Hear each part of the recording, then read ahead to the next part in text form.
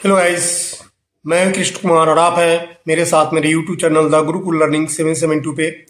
बच्चों, ये जो वीडियो है मैं खासकर उन बच्चों के लिए बनाया हूं जिनका एग्ज़ाम बिहार में स्पेशल शिक्षक अध्यापक नियुक्ति परीक्षा 2023 कंडक्ट हो रहा है।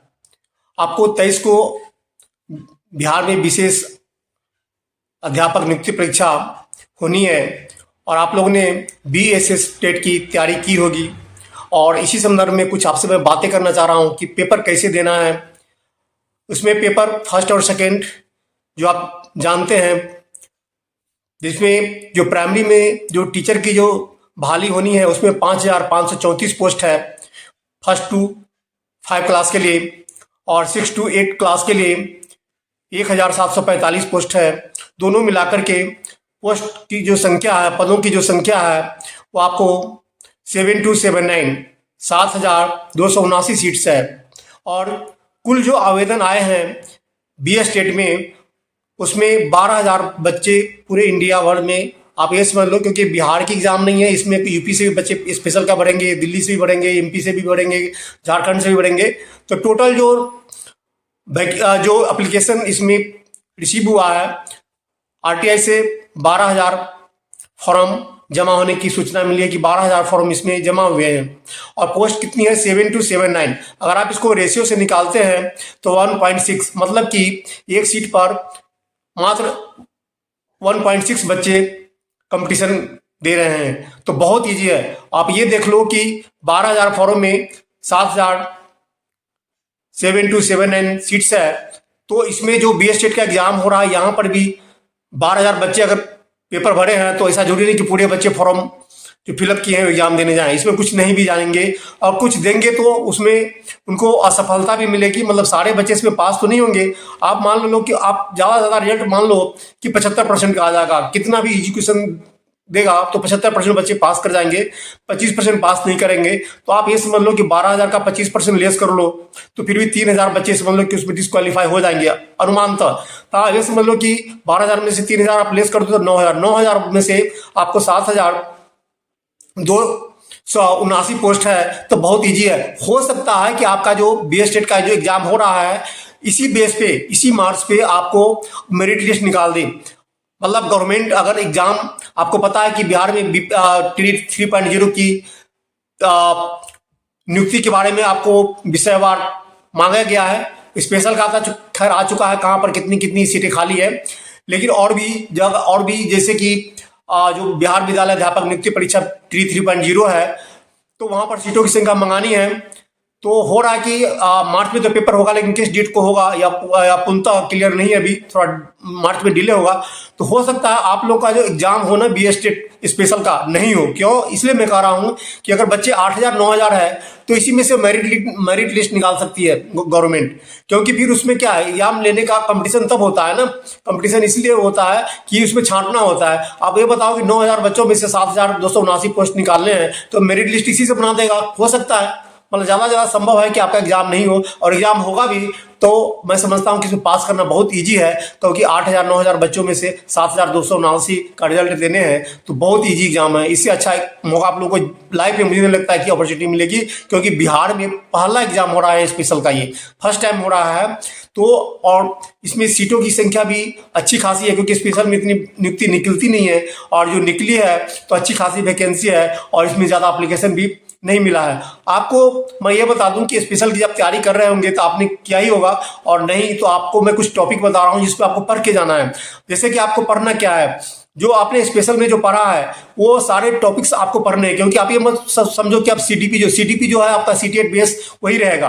जैसे आपने सीटेट की तैयारी किया था उसी बेस पे आपका बिहार स्टेट की जो तैयारी है, बिहार डबल एस टेट की जो आप पढ़ रहे हैं, तो जो सीटेट का जो क्वेश्चन लेवल है वो वही क्वेश्चन लेवल आपको सीडीपी में रहेगा। तो वो तो हो गया, लेकिन इसमें एक्स्ट्रा भी पूछेंगे। जैसे कि एक्स्ट्रा में क्या पूछ सकता है, स्पेशल से कोई क्वेश्चन पूछ सकता है।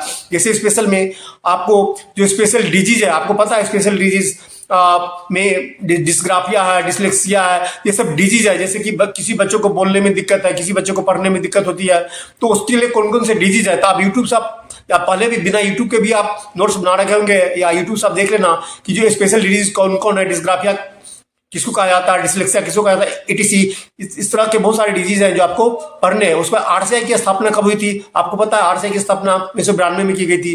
तो जो आरसीआई का रोल क्या है, आरसीआई की स्थापना क्यों की गई थी, स्पेशल टीचर के लिए क्या उसकी योजना है, विशेष बच्चों के लिए क्या उसकी योजना है, इसको आपको पढ़ के जाना है। इसके अलावा आपको और ज्यादा क्या पढ़ना है कि आप देखते हैं कि जो स्पेशल जो बच्चे होते हैं उनके लिए जैसे कि डिसेबिलिटी क्राइटेरिया जो है, आपको पता है किस प्रकार की डिसेबिलिटी है, तो किस प्रकार की डिसेबिलिटी के प्रकार आपको पढ़ के जाने हैं, 100% पढ़ के जाने हैं, उसके लक्षण, प्रकार, विशेषताएं। हाँ, याद रखना, जो ये मत समझो कि जो आप पेपर देने जा रहे हो इसमें सिर्फ स्पेशल क्वेश्चन रहेगा। हो सकता है स्पेशल क्वेश्चन रख दे, फिर आपका पेपर खराब हो जाएगा। इसलिए मैं बता रहा हूँ कि लास्ट जाते जाते जितने भी डिसेबिलिटीज के प्रकार है वो पढ़ना, उसके जो लक्षण है, उसकी जो विशेषताएं हैं वो पढ़ना। उसके बाद आप देखते हैं VI है, HI है, तो इसकी हायर सीमा क्या है, मतलब कि दृष्टि बाधिता है तो उसकी उच्चतम सीमा क्या होती है, लोअर सीमा क्या है, HI का लोअर सीमा क्या है, HI का हायर सीमा क्या है। तो ये सब आपने पढ़ा है स्पेशल में, तो इस टॉपिक को आपको देखकर जाना है। इसके अलावा आपको बता दूं कि इसमें TLM टीचिंग लर्निंग मटेरियल आपको पता है कि विशेष जो बच्चे होते हैं उसको पढ़ाने के लिए टीचिंग लर्निंग जो मटेरियल होता है बहुत जरूरी होता है। तो TLM जरूर पढ़ के जाना आप इस पे खास करके।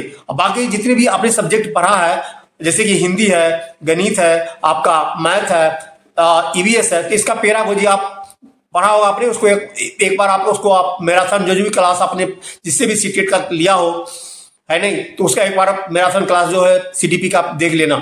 और इसमें पूरे टाइम में आपको टाइम 150 मिनट पे 150 क्वेश्चन है और CBT बेस्ड है, मतलब कंप्यूटर बेस्ड है।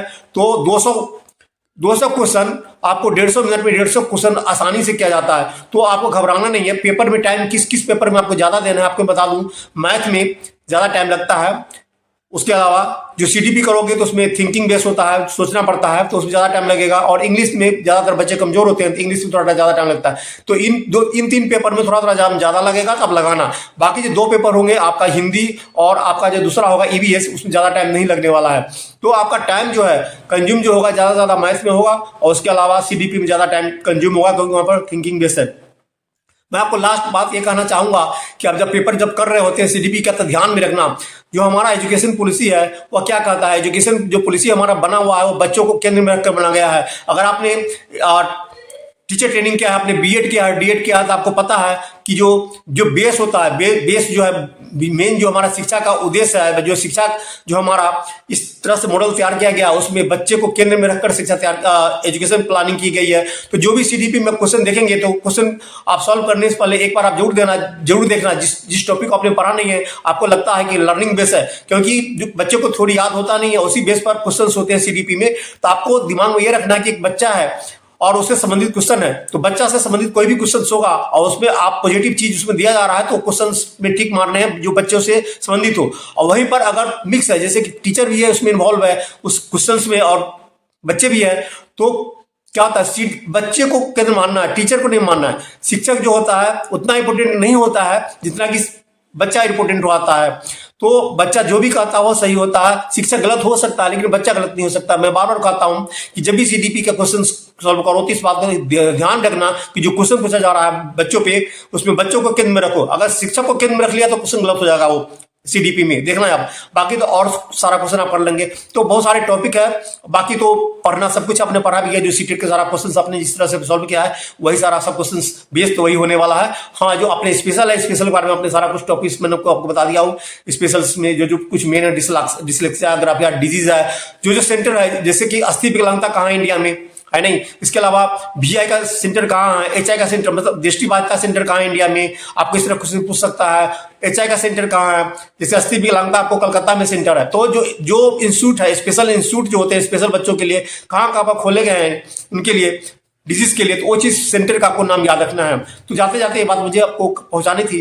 और ये विशेष अध्यापक नियुक्ति परीक्षा बहुत इजी है मेरे हिसाब से। इसमें अगर जो बच्चे एकेडमी पे फर्स्ट डिविजनल है, मैं समझता हूं उनका सिलेक्शन तो यूं हो जाना है। क्योंकि जो बच्चे उसमें आप ये समझ लो, बिहार में क्या है, सीटेट में आपको 90 नंबर जनरल में लाना पड़ता है, लेकिन बिहार में जो टेट है ना वहां पर सिर्फ 50% लाना पड़ता, मतलब आपको 150 में 75 आप ले आते हैं जनरल वाले तो क्वालिफाई है। और OBC SC जितने भी है उसको थोड़ी इसमें छूट भी मिलती है, आपको पता ही है, उसमें अलग क्राइटेरिया वहां पर है। फीमेल के लिए भी वहां पे 60 पे क्वालिफाई करना है। और SC ST को भी वहां पर 60 पे क्वालिफाई करना है, तो बहुत ईजी है क्वालिफाई करना। इसलिए मैं समझ रहा हूँ कि कम से कम 75% बच्चे तो क्वालिफाई कर ही लेंगे ये टेट को, और जो कर लेंगे तो हो सकता है कि मेरिट लिस्ट इसी बन जाए और इसी पर आपकी नियुक्ति हो जाए मार्च में। तो और हो सकता है कि आप अप्रैल से आप इसको स्कूल में आप सेवा दे रहे हो, या हो सकता है पेपर भी लेना हो तो कोई ज्यादा टफ पेपर नहीं होगा आपके लिए, थोड़ी तैयारी करनी पड़ेगी। अगर बिहार विद्यालय अध्यापक नियुक्ति परीक्षा स्पेशल अगर आपके लिए निकालता भी है अगर BPSC, तो बहुत इजी होगा वहां पे आपको तैयारी करना, क्योंकि इसमें कंपटीशन नहीं है। तो एक छोटी सी बात है, आपको छोटा सा वीडियो मेरा जो मुझे आप तक पहुंचाना मैंने जरूर समझा। तो अगर आपको लगता है कि टीचिंग के संबंध में मेरा यह चैनल द गुरुकुल लर्निंग 772 मेरे चैनल का नाम है, आपको कुछ हेल्प कर रहा है, तो चैनल को लाइक करें, शेयर करें, सब्सक्राइब